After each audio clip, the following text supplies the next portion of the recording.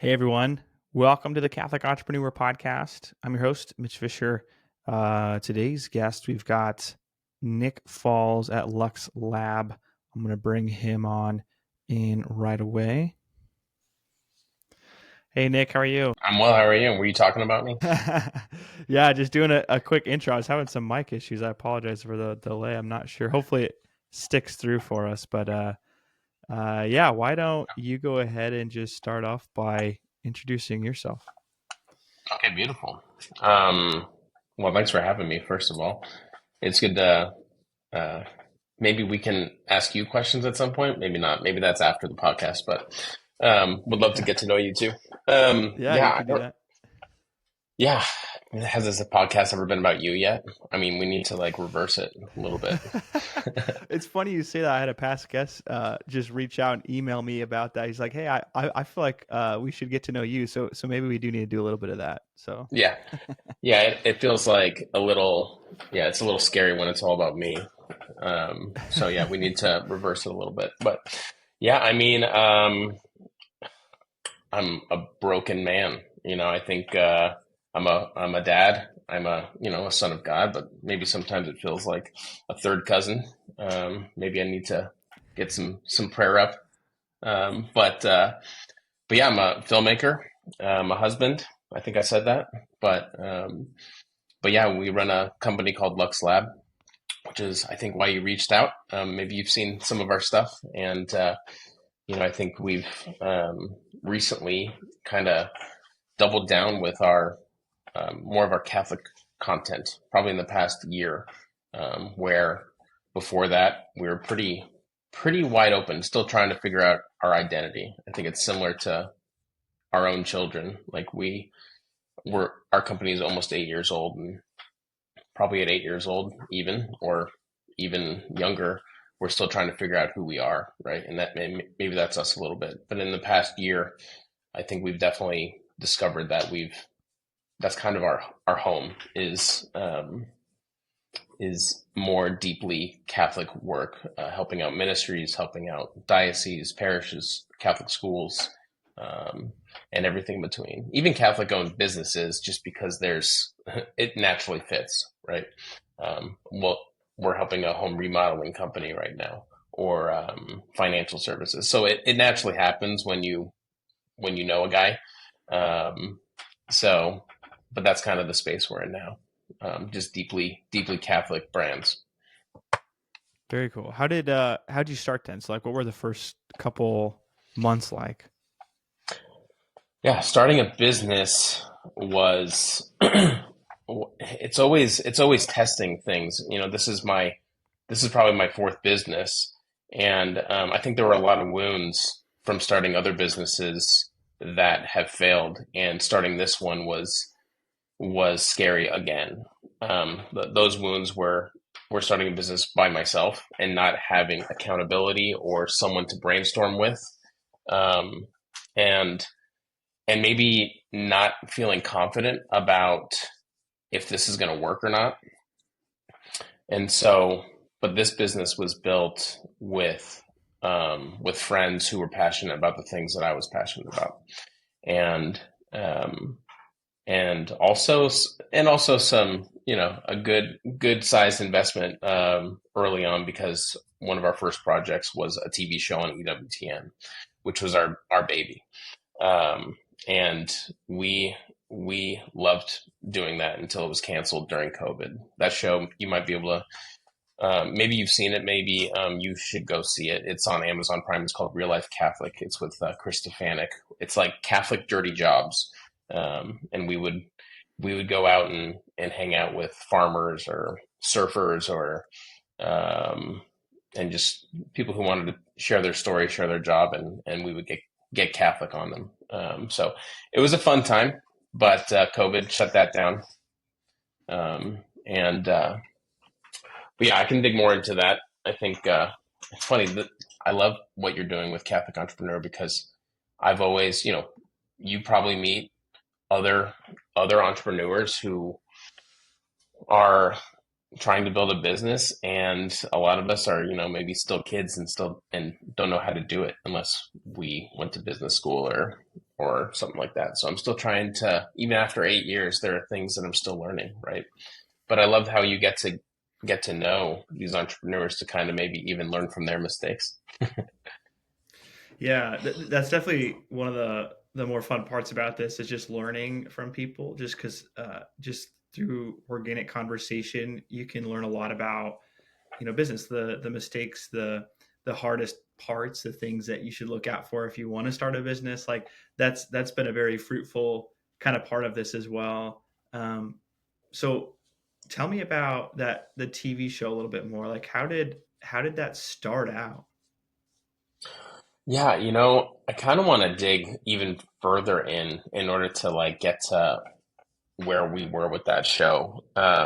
Because the team that it is now, Lux Lab, is five teammates and five employees. Myself, I have two filmers slash editors, project manager, and social media um, contractor, and and the three filmers, myself and Casey and John, we're all film students. We all come from film school, and so we all have this deep passion for making movies, making documentaries, making short films, commercials.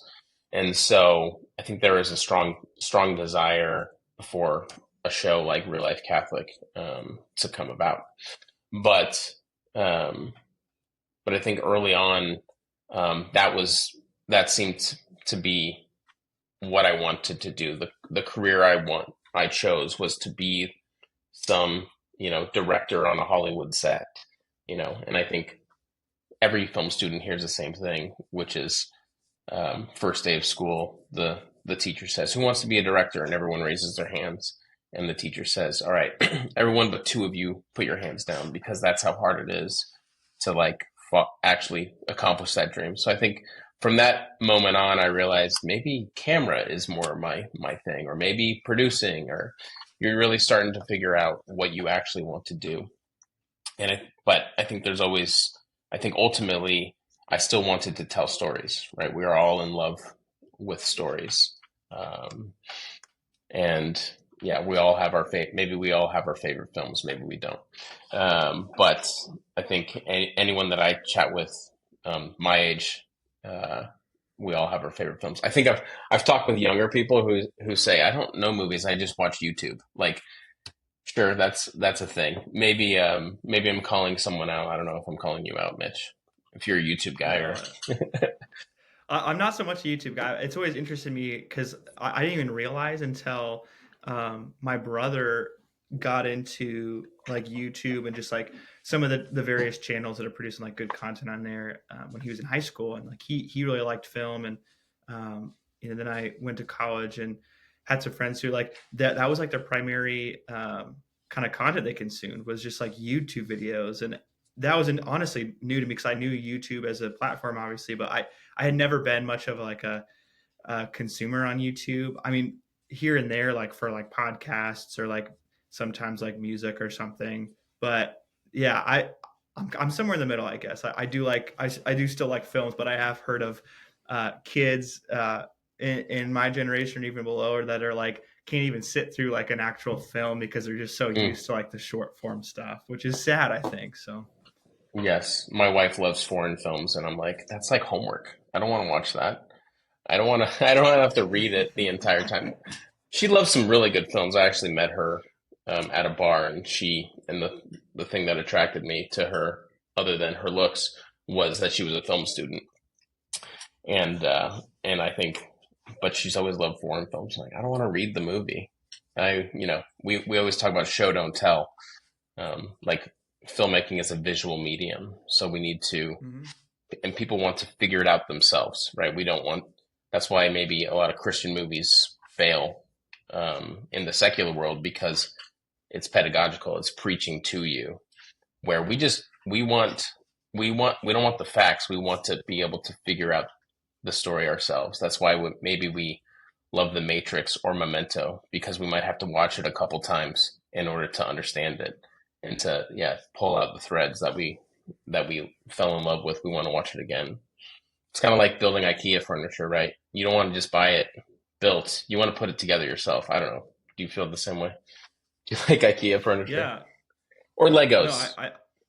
yeah, I definitely agree. I've thought about that a lot with like just films that succeed in the Catholic space or in the Christian space too. Just like I think there's a lot more merit to something that's like indirectly showing the value Christian or Catholic values than there is like explicitly like Christian or Catholic. I think there's definitely like space to play with there that I hope to see more of that because I think um, if you if you're trying to create something that's impactful but it's like branded as something that's only for a specific audience, then it's not going to have the impact that you want versus like having a more inviting kind of feel or like idea or concept that then inadvertently gets someone to that destination of like understanding certain values or certain things. I guess I would Mhm. agree with that. Yeah. Yeah. I think of like, I just saw a new commercial for a car that is like crab walks so you don't have to parallel park anymore. I'm like, I love to parallel park. Like it's a challenge, and it reminds me of like films. Like I want to be able to put it together myself. I don't want to be preached that, right? And I think Hmm. oftentimes we talk about the Trojan horse in the Christian space um, of looking like something else so that we can infiltrate, your subconscious of um, actually sparking questions that you haven't asked before. I think Anton Chekhov says great artists. What's he say? He says great artists um, don't give the answers; they ask the questions, right? Mm, So the idea of if we gave the answers, then it's not as valuable to us, I think, or it's not as yeah, evangelistic. Um, right. And so I actually conflict with that a lot with like, we just did a bunch of work for the National Eucharistic Congress. Have you seen some of that? Yeah, that's kind of what drew me into some of your stuff, like the Okay, social great. media short form you're doing. Yeah. Yeah, and when we put that together, I was having some conflict of like, is this evangelistic at all? Because it's preaching to the choir in a way. We're just talking to Catholics. You see the Eucharist, and you're immediately going to um, maybe push people away. I see conversations on Instagram and I reply probably too many on those of like people saying like we're, in a cult or that's the sun god type of thing. And I probably shouldn't, but I get in there and help them along. But I'm conflicted with that because there is, young people are online and they see this and they think, and it's kind of like confirmation bias of, this is why I'm not Catholic. But I actually talked with a priest recently who helped me kind of rethink that, which was especially online when your audience is seeing work that's really beautiful, that actually is different than maybe a talking head or just a shot of, a live streamed mass or something like that. They actually want to share it. They want to share it with their secular family, their secular friends, because it's different. It looks different. It's more beautiful, and beauty is what leads to truth and what leads to goodness, right?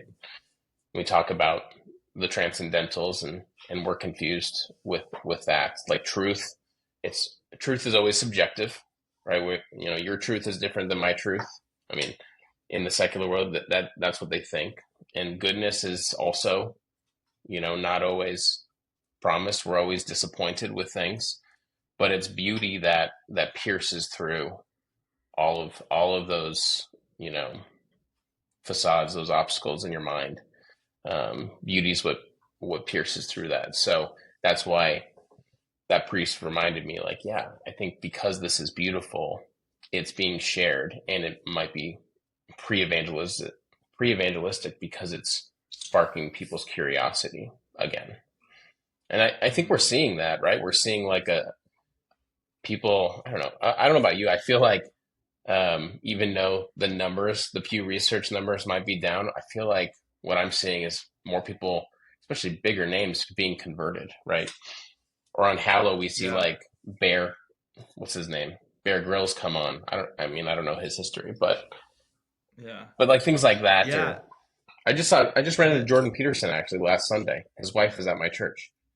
I'm like, Oh wow. he's so close. He's so close to converting. Yeah, right.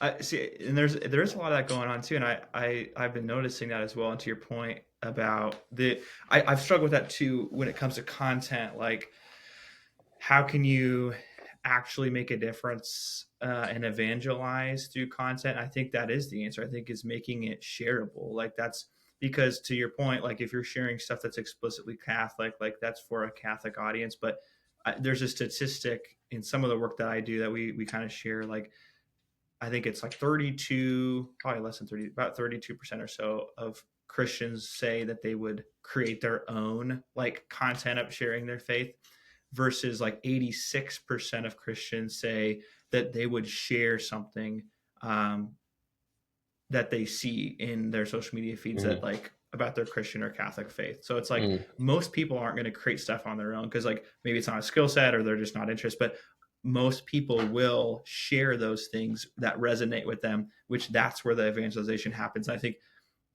to that point, like I think one of the most important aspects of the content that we create in the Catholic space is that it should be shareable. Like that should be the goal. Is it should be shareable because that's the only way it like reaches more ears and potentially has an impact. Because I think evangelization happens on a relationship level between one person and another, and if that person's sharing a piece of content and they're close friends that see that who aren't Catholic or Christian, they're more likely to respond to that versus just seeing something on their feed. But when they see someone they care about or know well and respect sharing that, it does kind of start that curiosity, I think. And I think there is a lot mm. of merit to that. A lot of people might dismiss that in social media, but there really is a lot of merit to that. Yeah, that's awesome. I hadn't heard those numbers, so that's really you're at like a consulting firm, right? Yeah, so we do. It's called Pranger Solutions Group. We Oh, yeah, do Pranger. work with. So I primarily work with dioceses and parishes. So what we have start off as a consulting firm. So we working directly with dioceses on like annual appeals, database consulting, things like that. And we still have that part of the shop.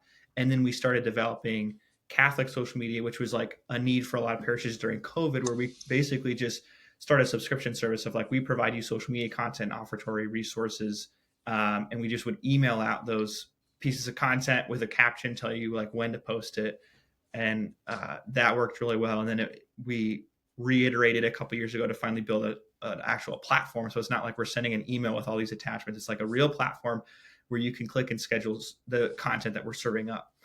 And then the next iteration was like dioceses saw this and wanted to use the platform to distribute their own content and resources to their parishes. And so that's kind of been what we're working on now is we're um, onboarding a lot of dioceses right now who want to use this tool, this platform we've built. It's kind of like a Hootsuite, but it's already filled with content that you can click and schedule.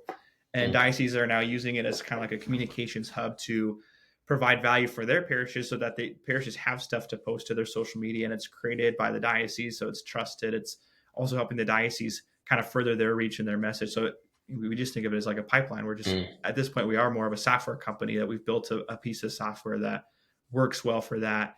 And so I'm Wow. in conversations all the time with parishes and dioceses about social media content. Like they're asking those kinds of questions. And so while I'm a support guy, I'm also kind of like helping strategize and trying to feed them with the stuff I know about social media, what's working, what's not, like where they can spend their time, because they're some of the most, they're very strapped for resource. Like there's some of the most under-resourced, understaffed organizations, and so they don't always have someone dedicated to creating like valuable content. But that's why a lot of this stuff's interesting to me, because Mm. that's my line of work. Like that's where we're at too. So it's fun to talk about. But. Yeah, totally. I actually know. I remember pitching some proposal to Nick Prenger, right?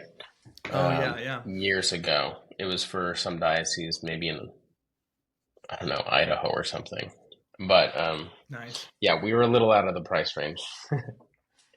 Um, Well, we should keep in touch, because that's been something that we've been talking more about. I mean, now that we're in this spot that we're at now, and you know it probably better than anyone. Like dioceses they struggle sometimes to have content or create content or have someone dedicated to that, especially kind of the short form stuff that you're doing right now.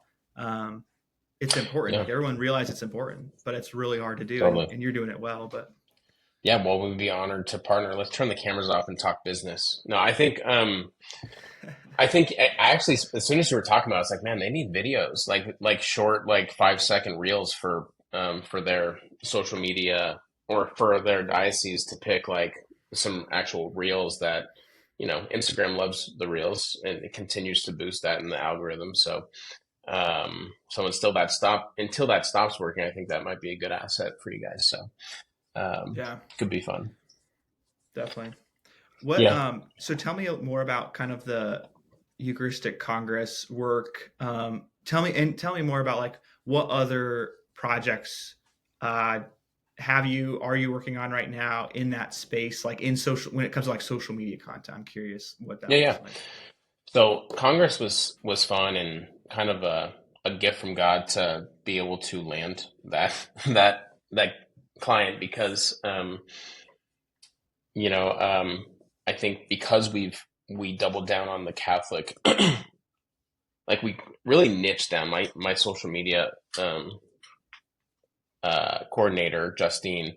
She in like it was probably a year ago actually discovered that the handle on Instagram Catholic Video Marketing was available, and she immediately grabbed it and asked me like, "Do you want to like actually double down on this?" And we talked about it, and we decided, yeah, I think that's a smart idea. So as soon as that moment happened, and we weren't afraid anymore to post like overtly Catholic things instead of what we were posting, which was like, "You need a video" type of thing. So it was more about like working with the clients, the Catholic clients we had, and just showing the beauty of that, revealing the mystery of our faith.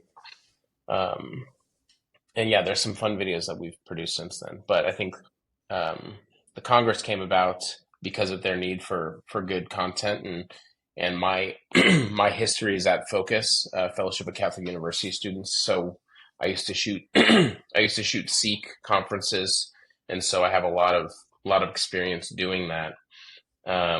And so this was a big event, and they needed that kind of coverage. So but what I wasn't prepared to give them was daily recap videos.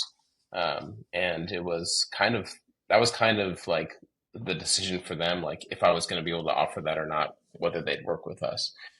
And so I kind of had to eat some costs on adding that, but it was, you know, perfectly orchestrated by the Lord for us to do that because I think that's when we created those, that's that's what created like such amazing momentum for them and for us.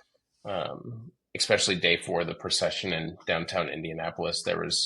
I'll have to send you the clip for your show notes, but if you watch that and wear it with headphones, I guarantee tears. Like I still, when I watch that, shed a tear just because of the beauty of it. Um, but I can't even take credit. I feel like I was editing those videos from 9 p.m. to 9 a.m. and I think there's a little bit of lightheadedness when you're staying up all night, but also at the same time it felt, supernatural that I wasn't even creating these, that the Lord was really taking control there because there is just certain editing decisions or certain shot selections that I couldn't have thought of myself. They just kind of were gifted to me in the moment. So that was definitely what felt like a supernatural project. And I'm not saying that all the other projects aren't supernatural or that we're not being a good steward of those projects, but that one in particular just felt more. There was an importance there that I think the Lord couldn't just leave it to me, right? Um, but right now we're working with all sorts of clients. We just finished something with Catholic Leadership Institute. Um, we're finally submitting some videos for some awards because I've never really been a fan of that. But we're working with the Diocese of Newark and Metuchen, um, and Diocese of Denver, um, And so we do their Archbishop Appeal videos, and some of them asked us to submit them for awards, and we're like, okay. I've never like done that because I've never really felt that that's something I was interested in. But we're gonna give it a shot. We're also working on something with all Catholic studios surrounding Catholic mental health. So just sharing stories of people who have had traumas, have addictions, and giving people resources on how to navigate through that. So that's fun. And then I've really been dabbling in AI lately. Um, one particular series that we've been working on is, and this is just my own stuff, not like commissioned by anyone, but just telling you like Blessed Carlo Acutis's Eucharistic miracle stories. I should send the latest one to you. It's we weren't expecting more than 3,000 views, but it's climbed up to 125 or something like that, 125,000. Um, Wow. and it might have just been the timing. We released it right before Halloween, and it's kind of a bloody video. So maybe it was the timing, maybe it's the animation style, maybe it's just the story. The story is really wild, where a woman who doubted the Eucharist went home to fry it in her kitchen, and it Mm. started hemorrhaging all over her home, and uh, and then later on, the bishop changed or transformed her home into a chapel, which is still is like a pilgrimage site today in Trani, Italy. Like if you Google Trani, Italy church, I forget what the church is called, but you can like see the Google images of people coming by and actually seeing the frying pan. Like it's those kind of things that we don't really, we're doing our day to day, and we don't really, and we have our certain prayers that we pray every day, but we don't like we're not going to Google that. But because I've been diving deep into those stories, and researching those, it's fun to just stumble upon that in like just on a Google review image. Like, here's the pan that was part of this miracle. Like, it's just really wild. So yeah, Yeah, we have a good variety of stuff that we're really excited about. that's really neat. Tell me about what it's like been like building a team over the course of the last 8 years or so. Like, um, what have been some of the challenges? Because I feel like this industry, especially like the team building aspect and the camaraderie is like so important because you have spurts where like you were saying like Eucharistic Congress where you're grinding, Hmm. not sleeping, and then you have spurts where you're like maybe slower and doing different kinds of projects. What's that been like? Yeah. So I was looking through your little features on here. It looks like I can whisper backstage, chat with everyone in the state. Okay, Oh, sorry. really? Yeah, building a team. It's funny because it's been up and down. When we first started, I started with from Focus. When I was at Focus, I didn't even want to work at Focus. I just was this pot smoking secular guy who's making commercials, but needed a job. That's a longer story we can get into depending on your time. But I was at Focus, and 2 weeks into it, I had my conversion and wanted to have that be my career. And so I was ready to be at Focus for. I mean, the retirement packages were amazing. Like that, I probably would have stayed for that. But also just like knowing now that I'm on fire and it's my the Catholic faith is now truly my identity. I knew I would be there forever, but the Lord was poking me, in that final year to say, um, you know, to start a business, to work with a variety of clients. I think there was this draw for me to create outside of the budget that I had. Right, there might have been limited budget to do certain things I wanted to do, tell other stories, and so just uh, in that final year, I think what finally allowed me to say yes was a dream that I had, where I was on I was on a patio and saw, the home above me having a party, and I wanted to be there. And because of that desire to be there, someone started building a ladder for me. And I started climbing the ladder. And as I was halfway up the ladder, I started to question who built this ladder and what is the ladder made out of. And as soon as I started getting anxious about those things, the ladder fell apart, and I fell. Um, and when I told that story to my wife, she dream interpreted it for me. She's like, it sounds like St. Peter stepping out of the boat, walking on the water. He gets anxious and he sinks. And so I knew at that moment that it was obvious that the Lord was calling me to take a step out of the comfortable boat and to allow the Lord to let me walk on the water. And so it's felt that way since 8 years ago. It's actually almost been 9 years now that I think about it. Math.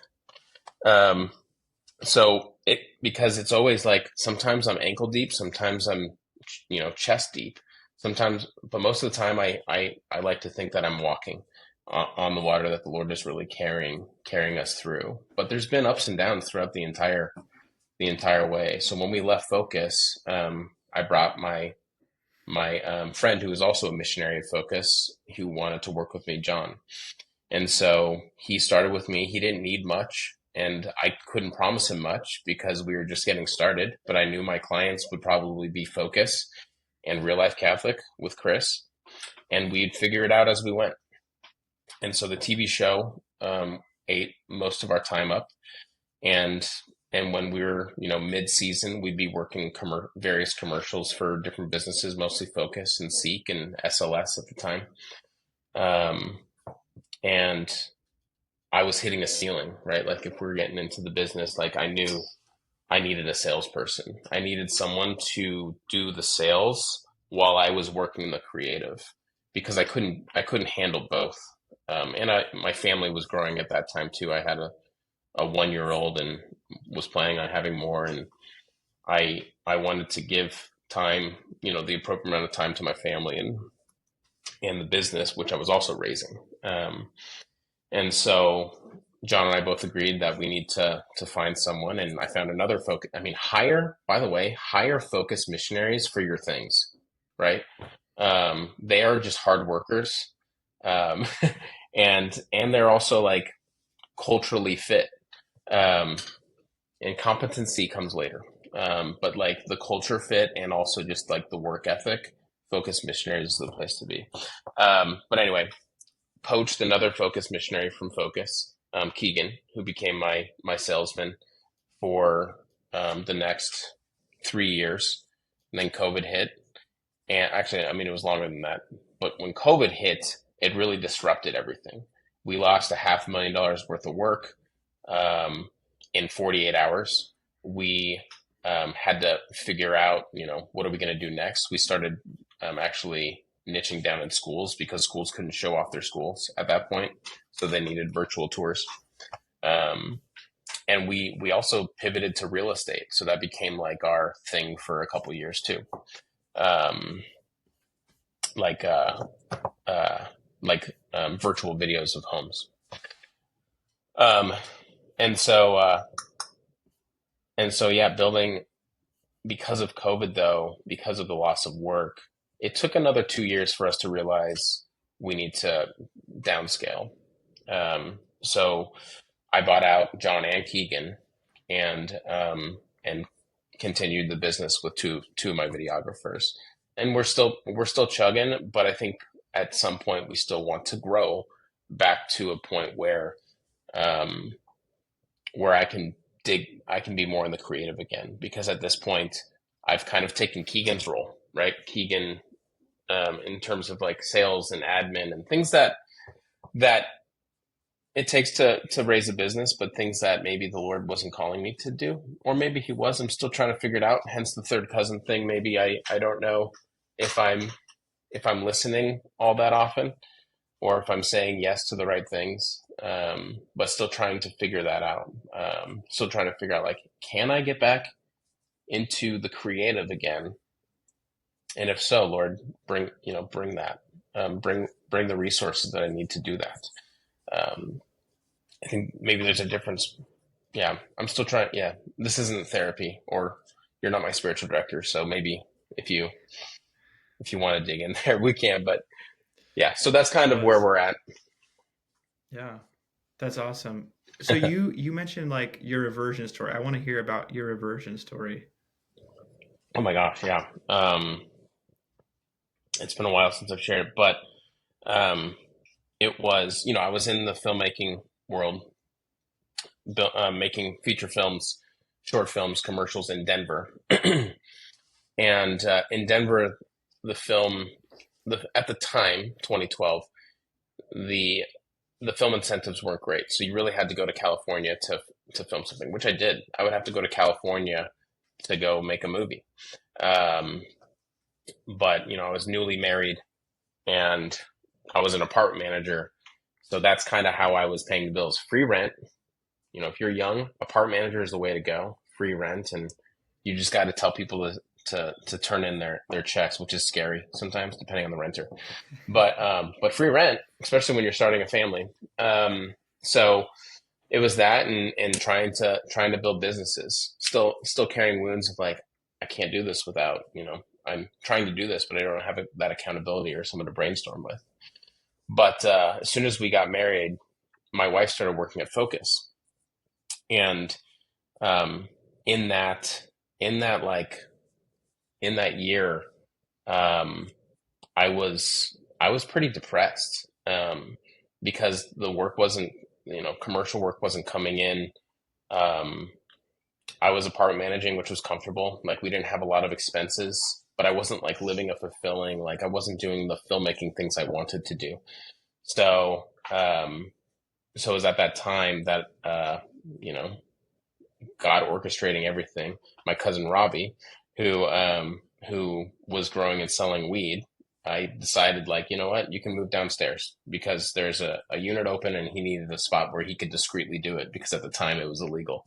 And Denver was like one of the first to legalize it. But at the time it was not, it was frowned down upon. I definitely wasn't telling my boss that he was moving in. But when he moved in, I started smoking weed for the very first time. I had, been pretty straight edge, didn't drink a lot until I was 21, but it was accessible. And I was like, this is interesting to me. Um, was raised Catholic, but didn't really care about the faith.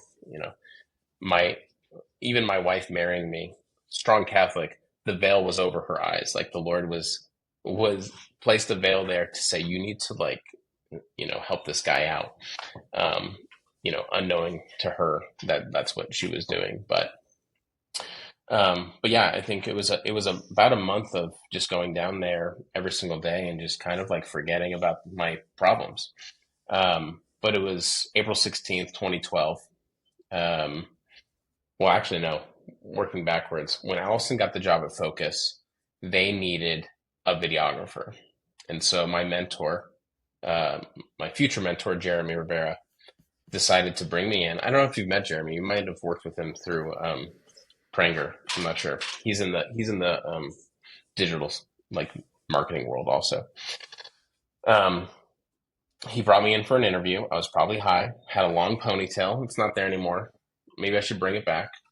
But not a rat tail, like not like gross. Like it was. I thought it was an attractive ponytail. But came in. He saw me and saw this guy is like probably high. He probably just smoked yesterday. Long, not a care, but he knows story. He knows storytelling. He knows filmmaking. He knows the gear. And Focus needs to, at the time needed to like maybe disrupt their marketing a little bit. So Jeremy took a chance on me, and I took a chance on them because when I after that interview, I was like, I don't want to work for the church. He gave me a tour of Focus headquarters, and he showed me the chapel, and I was like, how can you have a chapel not in a church? Like that was confusing to me, seeing a church in a commercial building. So I was that out of my faith that I didn't know those things. Um, but I asked him for a lot of money. That was like, if he hires me, great. If he doesn't, that's fine because I don't want to work here anyway. Um, But like the next day, he brought me on for a 3 month contract, and I was like, this is awesome. But it was only 2 weeks into working there that I had an encounter with Jesus. Um, but in between that 2 weeks, I was working there. Like everyone looked the same. Like if you're outside of the Catholic bubble, in my mind at that time, I was like, everyone looks alike. They're all dressed up. They all kind of like look the same to me. And I was just kind of like trying to get to know people, but also at the same time was just maybe nervous and um, also maybe didn't want to be there, but knew that this was the right direction in order to build a family. But I remember like the bell rings, like the little digital bell rings for mass, and like, where's everyone going? They're going to daily mass, which I didn't know was a thing. And I was like, I better go or I'm going to get fired. Same with Divine Mercy Chaplet. Like people will go at 3 p.m. They're like, what is this? Like, if I don't participate, then they're going to see like I'm not interested. So I'm going to go do these things. So I was slowly getting to know my faith again, something that I knew in Catholic school, but didn't really make it my own. Um, so while all those things were happening, working at Focus, I'm still smoking weed. Here comes April 16th, the day of my reversion. I'm smoking with my wife, or my wife's not smoking. We're having dinner. She's watching Robbie and I smoke, and I just suddenly pass out. Um, and in that moment of being high, um, I started to hallucinate. Where I mean, people don't typically hallucinate on weed. So I think it was just a way for the Lord to enter like in my space. And I immediately just started to see just the void.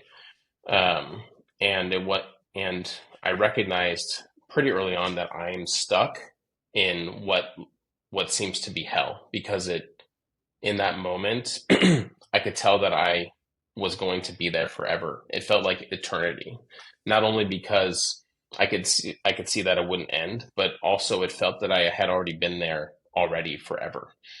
There's this sense of, and it's hard to explain because we can't feel like that. We aren't normally outside of time and space. So that feeling of being in what felt like eternity was just not meant for me, right? I wasn't meant to be there. Um, and in that, I recognized that I was no longer with Robbie or my wife, without anyone that I ever loved, my family, you know, my brand new wife. We had just gotten married a couple months before. And I recognized that I need to like ask someone to help me. So I started probably saying the first prayer I've ever really made, other than like, you know, please let the Rockies win or something like that. And it was that, and that prayer was, you know, give me a second chance. I promise, you know, I won't, you know, I'll stop and I just want to be with my wife again. And it was in that moment that I woke up, was freaking out. I think I called in sick to work the next day. Um, and even on that sick day, my wife encouraged me to buy a Bible. And at that time, I was recognizing, should we take an intermission? Am I talking a lot? No, this is perfect. This is Okay. absolutely perfect. Yes. Okay, great. The It was, yeah, my wife encouraged me to buy a Bible, and I was at that moment, you know, it was at this point in my life where I recognized that, you know, readings aren't just on Sunday Mass; they're every day. So I figured, let's take a shot and see what the readings were for April 16th. And the readings were Acts 4, Psalm 2, and John 3. And Acts 4 was you know, the apostles, you know, continuing to preach, and the Holy Spirit enters their um, their minds and their bodies, and they're you know, prepared to preach. And it says in the scripture that the house or the like their house trembled or something like that. And I was like, oh, that's a stretch, but that's interesting to me. I keep reading, and it's Psalm 2. And Psalm 2 is about, I actually wrote it down the other day. There in Psalm 2, it talks about rejoice with trembling. And it's like, it's kind of counter. counterintuitive, like rejoice with trembling, like a fear of God. But in that moment, I knew like that was scary. Like this is, it's like the wrath of God, the same wrath you might have for your kids if they're crossing the street and there's cars, oncoming traffic. Like, no, you don't do that, right? You want to protect your kids. They're making a mistake. You're probably going to have a little bit of wrath, maybe. So in that moment, I recognized this wrath of God. But what really tipped me over the edge, what really was that moment of conversion was John 3:5, where Nicodemus asks Jesus how to be reborn. And Jesus says through water and the Holy Spirit. And it was in that moment that I saw the name Nicodemus, which never heard the name before, but short for or long for Nick maybe. And just knowing like this guy Nick is asking the same questions that I'm asking, another fellow Nick. And so it was in that moment that the Lord called my name, and in that moment I knew like everything else made sense. The Holy Spirit, I've been rebaptized in a way, with the Holy Spirit. I've been baptized with water, and now it's this. And now I have the foundation to actually probably do my job well at Focus. And so that's when I knew like this is my career. Like this is what I want to do. Little did I know 4 years later that the Lord was also calling me to not just focus on Focus, but to have a variety of Catholic brands that I could help, with the experience that I have as a secular filmmaker. So bringing that, a different perspective to the faith that maybe we didn't have at that time. Kind of a secular love of films, injecting that into Catholic storytelling. And so that's kind of the full circle there. Wow. That's a beautiful story. And I want to end with that because I got to run to another appointment, unfortunately, but we should Yes. absolutely do this another time, Nick, because Yes. that's a beautiful story. It's really, really great to chat with you. Let's end with, where can people find you in Lux Lab and keep up with what you're doing? Yeah, we should definitely chat offline too. So you can find, we're really growing our Instagram. We're telling a lot of stories there, and we're having a lot of fun just engaging with our fans there. It's been a blast since the Congress, with just like our new fans there. And we're telling new stories. We're really doubling down on those Eucharistic miracles now that we've seen like a love for those. And so, yeah, that's kind of where you can find me. Okay. I'll link that in the show notes. Nick, thank you so much for taking the time. Yes, thanks, Mitch. I'll reach you. I'll shoot you an email after this. We'll keep in touch. Yeah, let's definitely chat. All right, thanks, brother. We'll talk soon. All right, see ya. Bye.